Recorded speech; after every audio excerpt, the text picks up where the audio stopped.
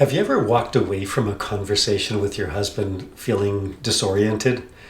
Like you entered that moment sure of what happened and somehow you ended up doubting your own mind. You're not imagining it. That deep confusion, the self-doubt, the exhaustion, those, first of all, they're not your personality flaws. They are the fingerprints of gaslighting. Gaslighting is not just a communication problem. Lots of therapists, if you go for individual therapy or couples therapy, that's what they will sort of take it to be and try to coach you on communicating better. Unfortunately, that's a waste of time. Gaslighting is a psychological power play. It's one designed to rewrite your reality sentence by sentence until you can't trust your own memories.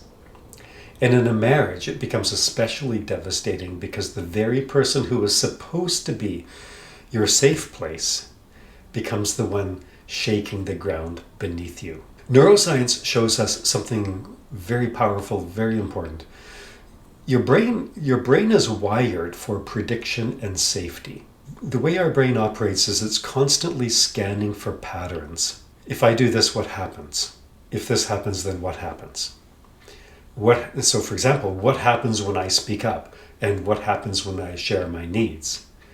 But when a narcissist or manipulative partner continually distorts the truth, that never happened, you're crazy, you're too sensitive, your brain begins to misfire. You stop trusting your instincts. You stop trusting your gut. You start outsourcing your reality to the very person who's twisting it. But that can be undone. Gaslighting is powerful, but it's also predictable. And anything predictable can be disarmed.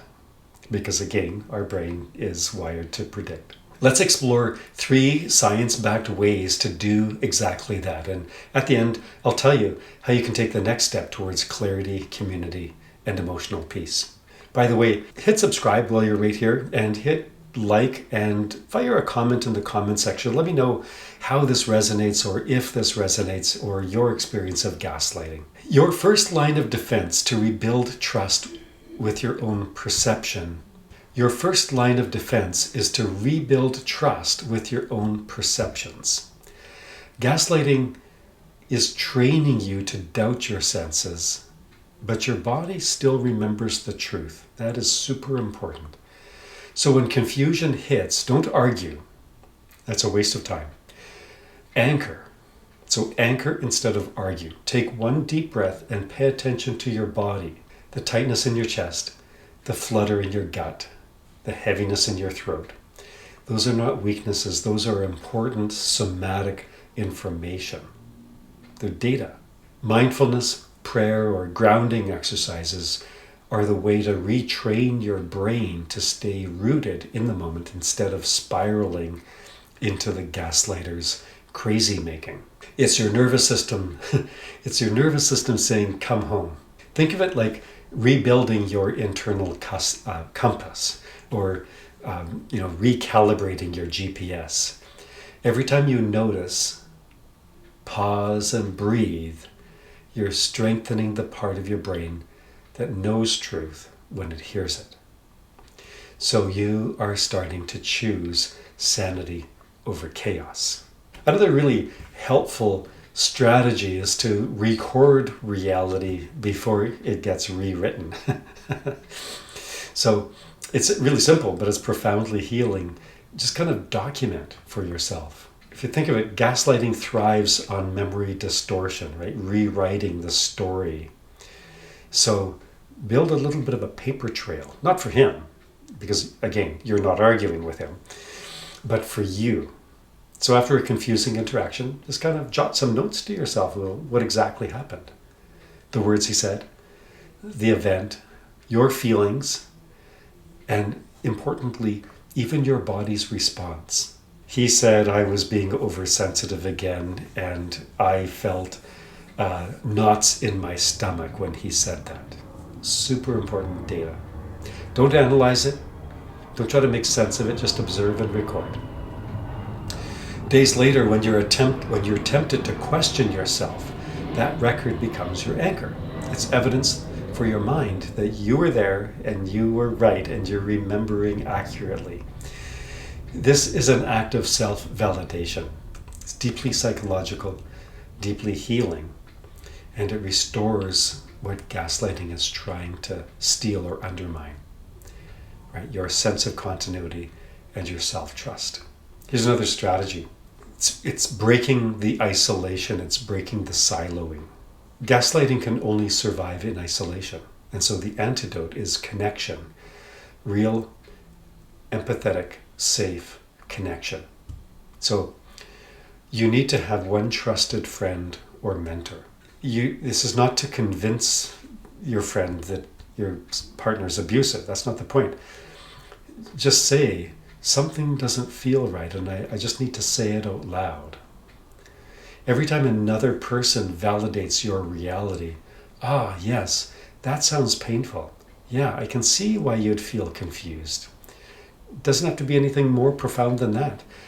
But that helps to reclaim I'll put it this way, that helps to reclaim another piece of yourself, put another jigsaw puzzle piece back into the mosaic of you.